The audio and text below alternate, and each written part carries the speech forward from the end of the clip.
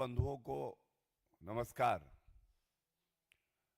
अभी कुछ समय पहले कांग्रेस पार्टी के राष्ट्रीय अध्यक्ष मल्लिकार्जुन खड़गे जी ने एक प्रेस वार्ता करी है, जो नेशनल हेराल्ड घोटाला, नकली गांधी परिवार, accused number 1 Sonia Gandhi, accused number 2 Rahul Gandhi ने किया है, उस पर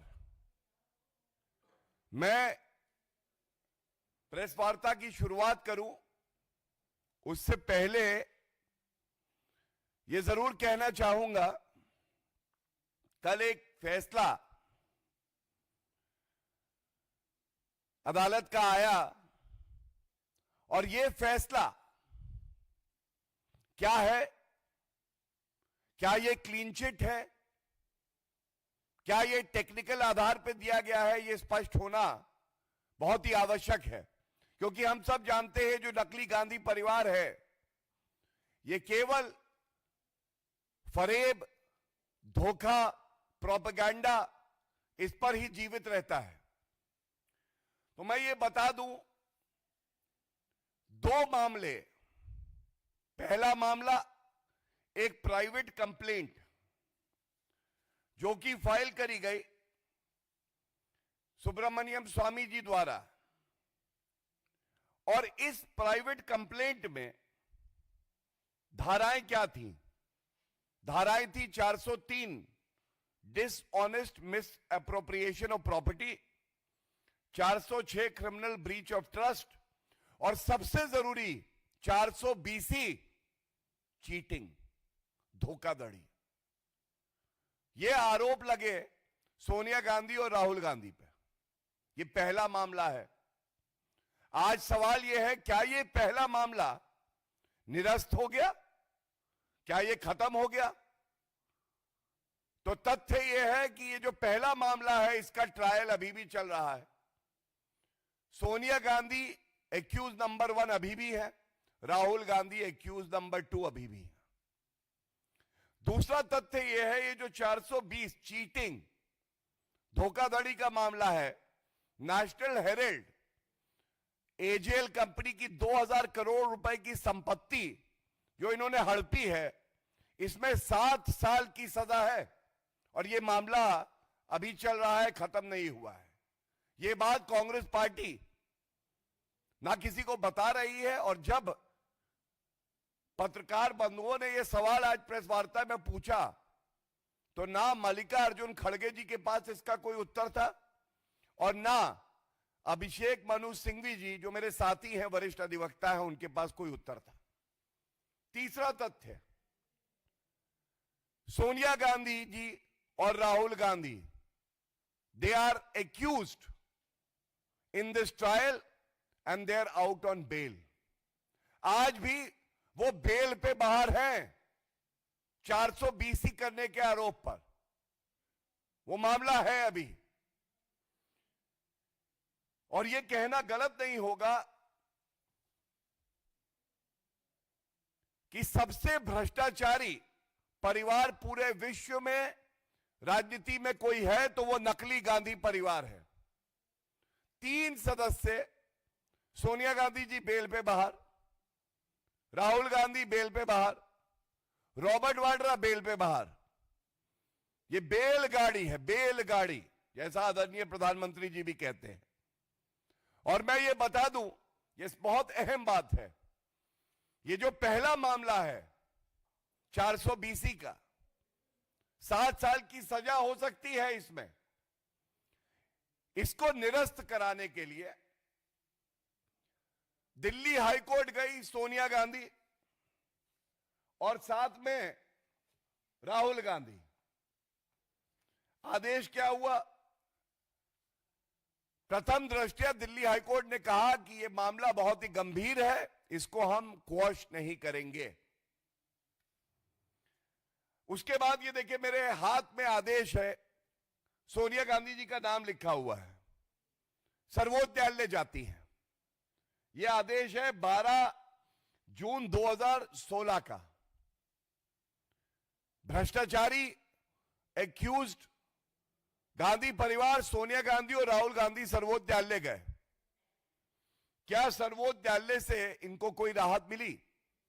तो मैं एक लाइन पढ़ देता हूं 2016 के इस आदेश से, जिसमें सर्वोच्च न्यायालय ने क्या टिप्पणी करी।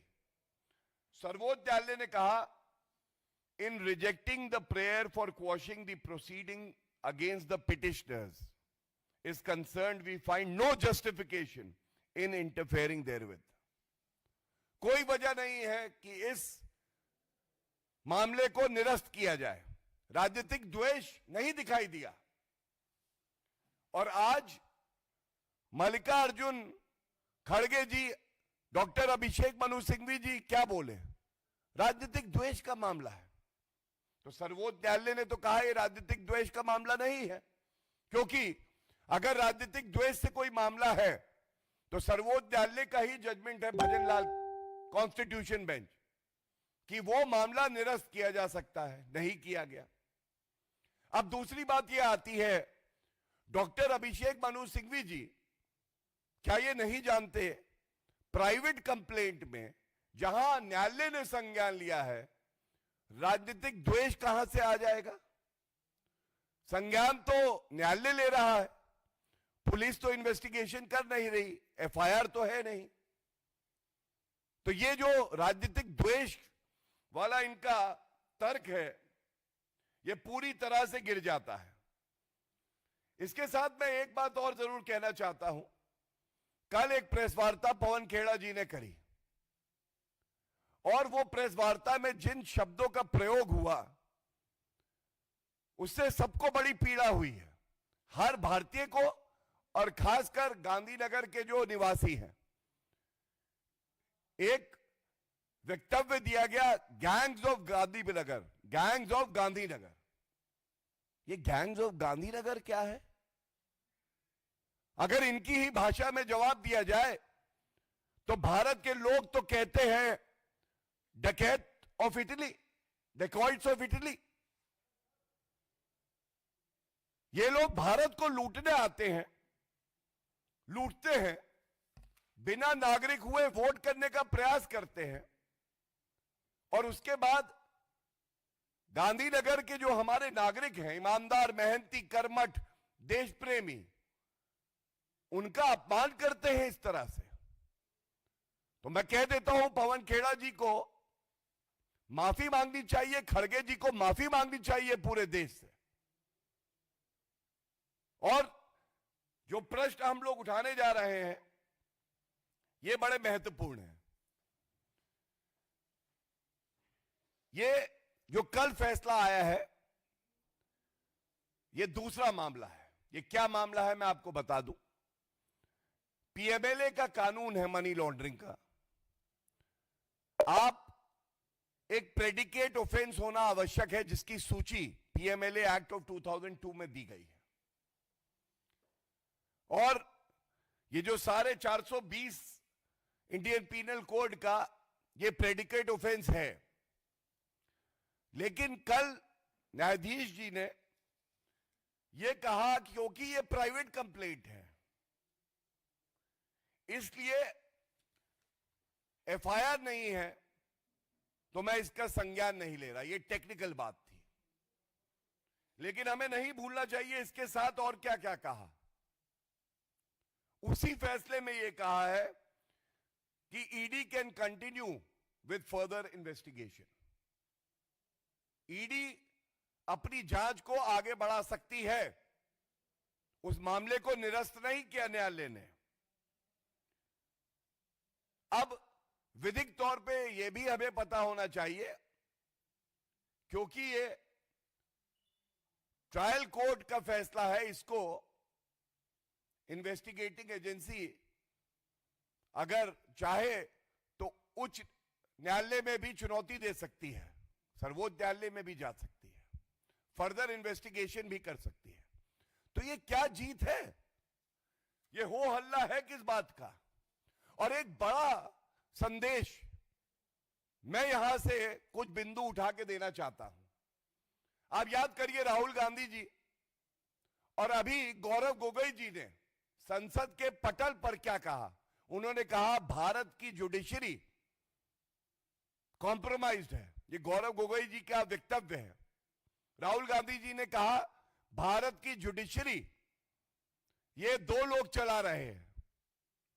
तो आज हमारे ट्रायल कोर्ट के जो न्यायाधीश हैं, आप देखिए, वो संविधान संगत फैसला कांग्रेस तो मान रही है, तो यह भी स्पष्ट हो गया कि भारत का लोकतंत्र मजबूत है, जुडिशरी भी मजबूत है, और यहां जितनी संवैधानिक संस्थाएं हैं वो सब मजबूत हैं।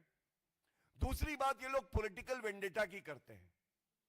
और आज ही की प्रेस वार्ता में खड़गे जी ने ये बात उठाई। उन्होंने कहा इंटेरोगेशन राहुल गांधी जी का, सोनिया गांधी जी का ईडी ने किया था। अब आप देखिए, जब ये कहते हैं कि जांच एजेंसियों पे दबाव है, ये इंटेरोगेशन होने के बाद अरेस्ट नहीं हुई। अब आप देखिए निष्पक्षता, इस पे खड़गे जी क्या बोलेंगे? आज उन्हें न्यायपालिका अच्छी लग रही है। ये वैसे ही है जैसे निर्वाचन आयोग तेलंगाना, कर्नाटका, हिमाचल के परिणाम आने के बाद अच्छा हो जाता है, लेकिन महाराष्ट्र, हरियाणा और दिल्ली जब इसके परिणाम आते हैं तो खराब हो जाता है, वोट चोरी हो जाती है। ये दोहरा रवैया ये क्या दिखाता है? ये दिखाता है कांग्रेस पार्टी अंदर से खोखली हो गई है। कांग्रेस पार्टी के पास अब मादा नहीं रहा कि वो भारत के संविधान के तहत कार्य कर सके। और ये नेशनल हेराल्ड मामले में कुछ सवाल जनता पूछ रही है। पहला सवाल जनता ये पूछ रही है, ये राजनीतिक पार्टी, इसको 2000 करोड़ रुपए की जो संपत्ति है एजेएल की, इसमें इतनी रुचि क्यों है? इनका काम तो समाज सेवा होना चाहिए, देश को मजबूत करना होना चाहिए। 2000 करोड़ रुपए की संपत्ति एजेएल में, और उसमें रुचि सोनिया गांधी जी और राहुल गांधी जी की। और आप धोखाधड़ी देखिए, धोखाधड़ी ऐसी वैसी नहीं। 2000 करोड़ रुपए की संपत्ति थी एजेएल में, 90 करोड़ रुपए का ऋण था, ऋण 90 करोड़ का। तो कोई और होता तो 2000 करोड़ रुपए की संपत्ति में 100 करोड़ की संपत्ति कम भाव में भी बेच के 90 करोड़ का ऋण चुका